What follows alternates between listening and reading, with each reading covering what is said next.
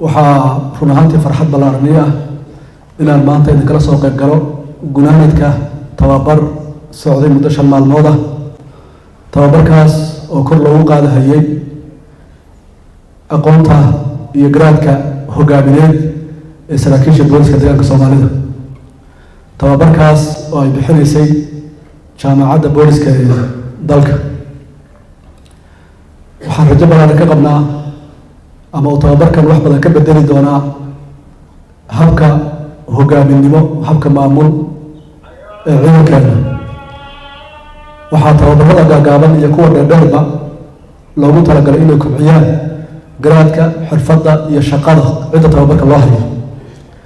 sidaas darteed tababarkan oo run ahaantii tababar cilmiyo badan xambaarsanaa ahaa.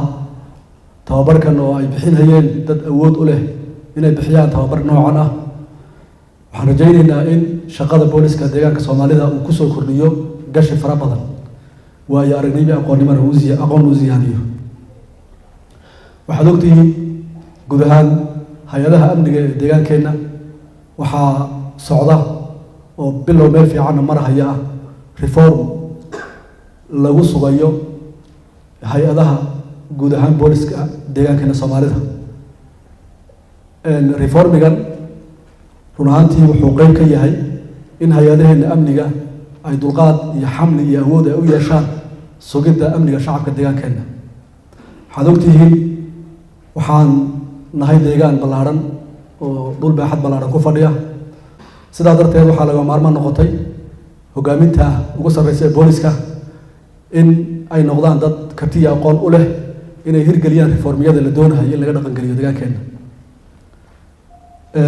sidaas darteed reformigan oo run ahaantii la iska kaashanayo oo ay hoggaan mid sare ay ka tahay hogaaminta sare ay maaragtay lafteeda ay gacanta ku hayso.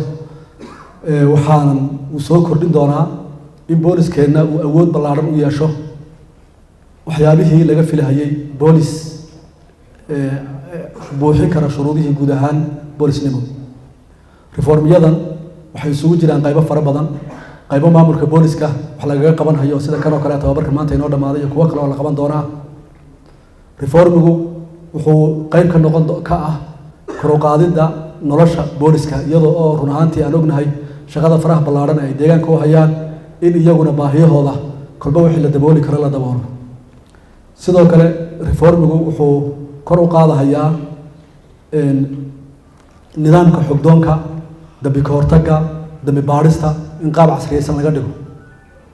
waxaad ogtihiin cadowga maanta kusoo kordhahaya geeskan Afrika waa cadow lagaga hortagi karo uun inaan yeelano xirfad sare oo lagu ogaan karo dhaqdhaqaaqooda. marka sidaas darteed hadday tahay qaabka xog raadinta iyo xog ururinta, haddii ay tahay ka hortagga falalka iyo dambiyada, haddii ay tahay isticmaalka tiknolojiyadda, in uu boolisku noqdo mid dhinac walba ka dhisan isla markaana xamili kara guud ahaan dhibaatooyinka iman kara. marka sidaas darteed iyadoo oo reformigaas uu socon doono muddo isla markaana aan rajaynayna in guulihiisii la gaadho, walow iminkaba ay jiraan guulo fiican oo maaragtay meel fiican marahaya. waxaan ku haweynahay booliska laftiisa deegaanka mas-uuliyiinta u sarreysa ilaa abal in ay noqdaan iyaga laftooda kuwo ku hubeysan guud ahaan reform touriska wax xambaarsan yahay. reform touriska waxaa ka mid ah xeer buu leeyahay boolisku, ciidanku uu leeyahay xeerkaa in la dabaqo oo xubnaha booliskuna ay dabaqaan, nidaamka dawliga ana isna u dabaqo.